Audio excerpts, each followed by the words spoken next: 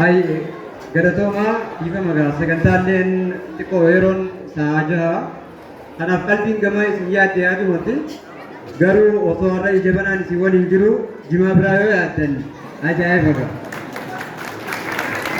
Hunda dura sagantaa kana dargaggoonni qopheessitan keessattuu gamtaan barattoota shanan waan dinqisiisaadhaan har'a nu barsiisan. Ani iddoon irra dhaabbatee isin taasawaa jiru kun naaf haarayaa miti. Waggaa sadii dura sagantaa akkanaa qopheessuudhaaf galma kana keessa dhufnee turre. Gaafa sun garee OEG qofaan beeka shananitti. Guyyaa har'aa garuu gamtaa barattoota shanan show Gaadasaawoo OEG jaarmaya afuriin argaa jira jechuudha. Kun jijjiirama guddaadha. Waan ajaa'ibaa ta'e argaa jirra jechuudha. Jeneraal Taaddasaa Birruu dhaloota barateetu mirga ofii gaafataa jira. Mee ani har'a garuu gaafii qabu.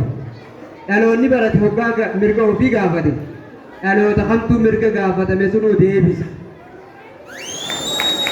Kanaaf mirga gaafachuu qofa osoo hin taane nuti dhaloota mirga gaafanne sunis deebisaa isaa laatu. Dhaloota sun akka taanuuf Dr. Magarsaan nama nu kakaase nama fakkeenya nu ta'e hunda keenya hogganu. Ani gaa osoon waa'ee biyyaatti eenyu akkaan ta'es osoon hin himiin gara dubbii seene ifa manoof qolchaa an barataa Iliyaas Abdallaa Mahmuudin jaama. Aanaa Cinaaksanitti dhaladhe garuu magaalaa Dirreedawaatti hin guddadhe. Ammaaf garuu lammummaan biyya aanaa shanan durbooti. Mooraa teenya keessa yuunivarsiitii kolleejjii fayyaa keessa waan jedhamu tokko jira. Barattoonni achi keessatti sosochii gaggeessuudhaa fi hojii hawaasummaas hoggansaanis barattoonni qabxii bareedduu fiduudhaan beekaman barattoota aanaa shananiiti. Sababa kanaatiif yeroo hedduu anis isaan waliin waan hin deemuuf waan hojjedhuuf Iliyaas warra shanan dhugootii warri jiru hedduudha.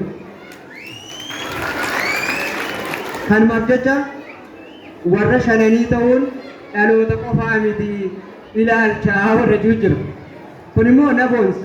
Sababnis dargaggoonni aanaa kanaa nu akka Harargee qofa osoo hin taane Oromiyaaf warra fakkeenya ta'an. Warra Abubakar Muusaa faan hayyoota keenya waggaa 33tti nama wareegan.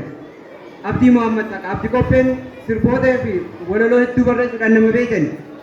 Hayyoota sun keessa garuu dhaloota warra sun bakka nuu bu'u har'a argaati jira. Dr. Magarsaa yeroo yaadadhu cuunfaa dandeettii namoota suniitu isa keessaa mul'ata. Kanaaf warri shanan hedduu nu boonsitanii fuulduraaf immoo wanni isinirraa eenyutu guddaadha.